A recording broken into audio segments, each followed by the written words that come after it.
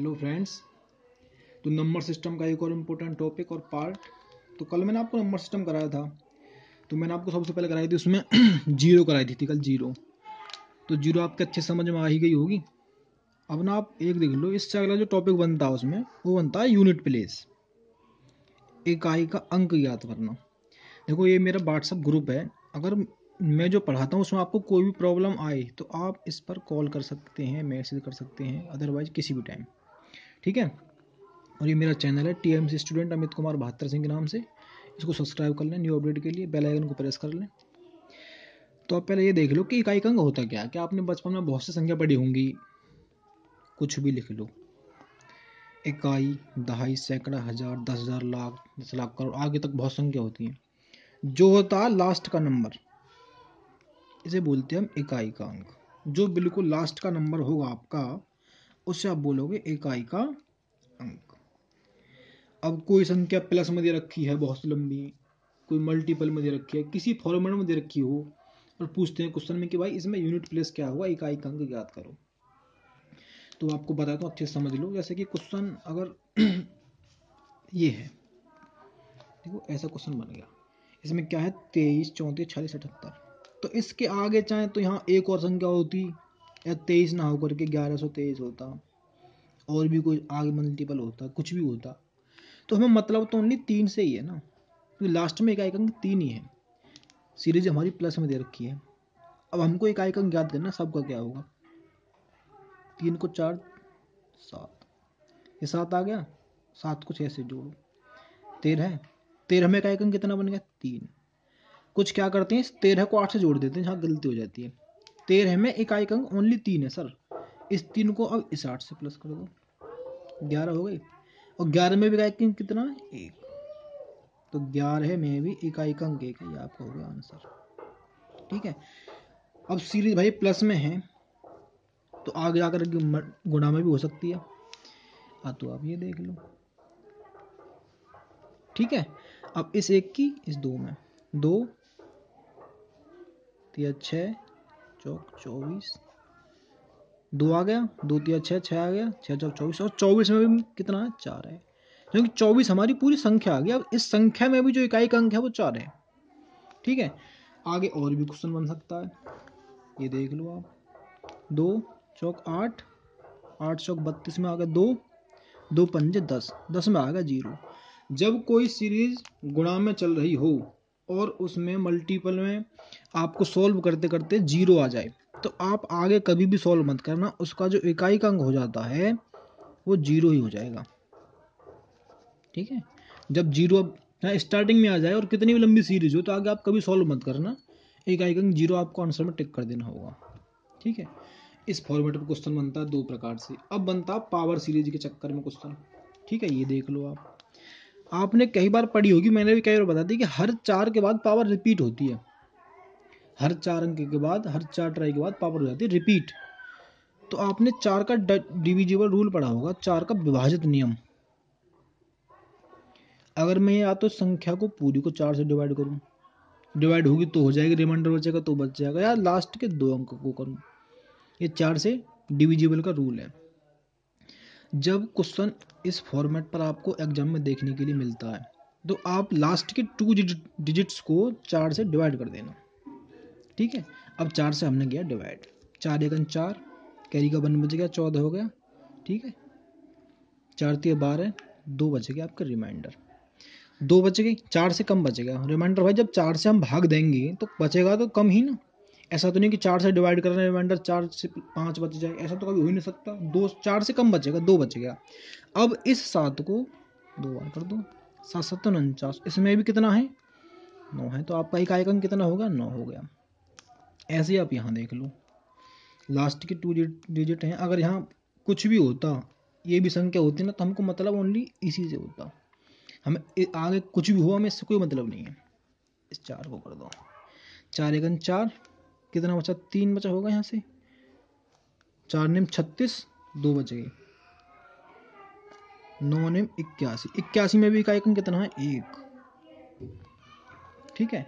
तो ये 4 को कोई भी कैसी भी संख्या हो, आप 4 से लास्ट के 2 जो डिजिट्स होंगे 4 से डिवाइड करने के बाद उसमें आप फाइंड आउट कर लेना। ठीक है।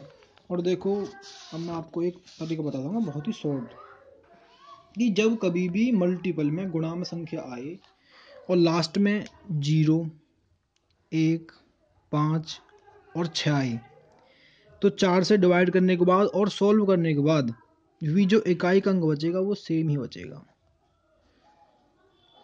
0 इकाई का अंक क्या बचेगा, सेम। 0 का 0 ही होगा, 1 का 1 ही होगा, 5 का 5 ही होगा और 6 का 6, मतलब 6 का 6।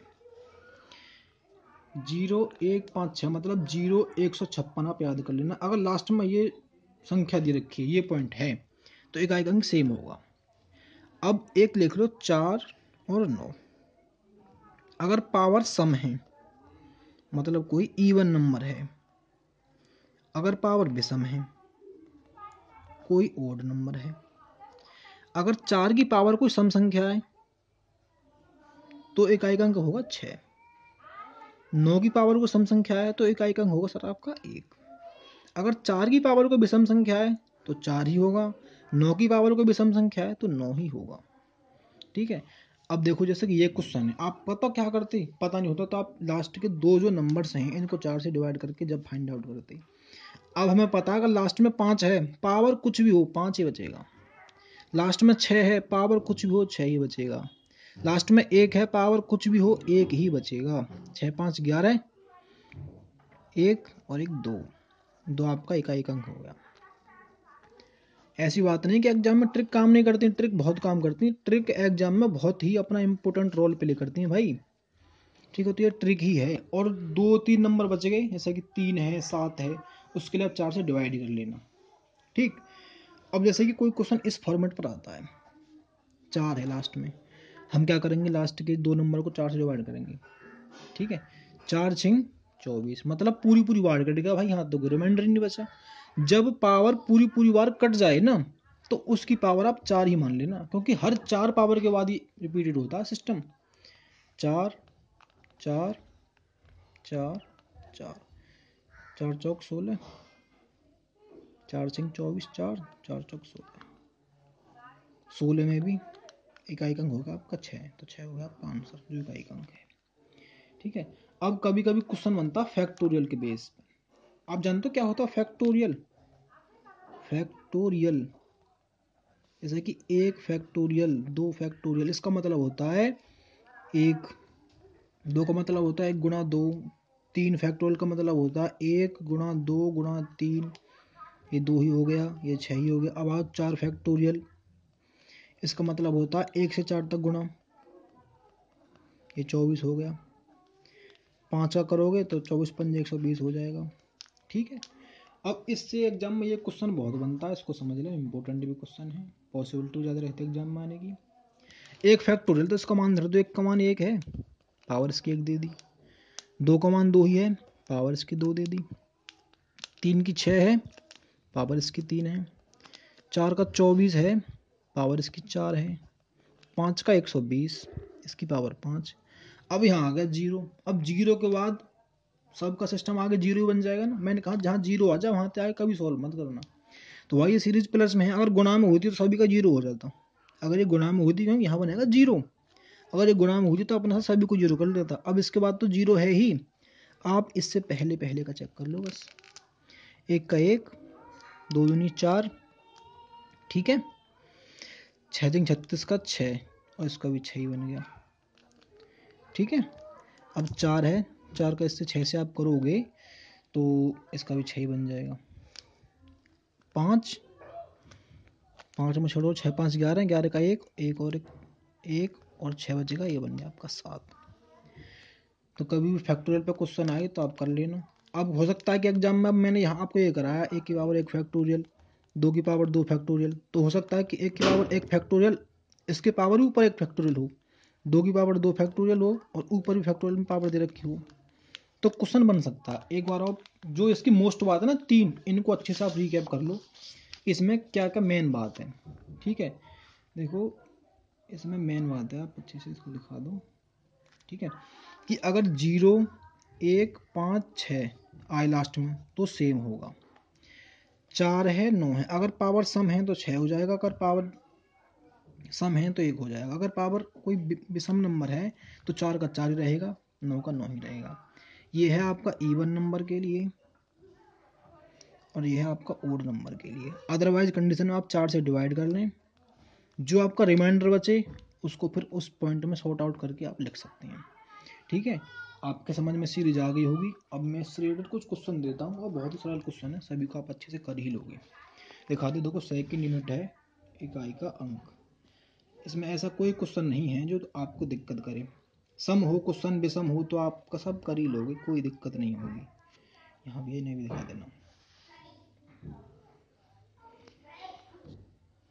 ठीक है, ये क्वेश्चन सम हो या विषम हो आप अच्छे से सभी क्वेश्चनों को कर लो, कोई दिक्कत नहीं। मैंने सभी क्वेश्चनों में पॉइंट पॉइंट लेकर अच्छी अच्छी बात लिखी है सबकी, और कम समय में तुम्हें पूरा बता दिया है।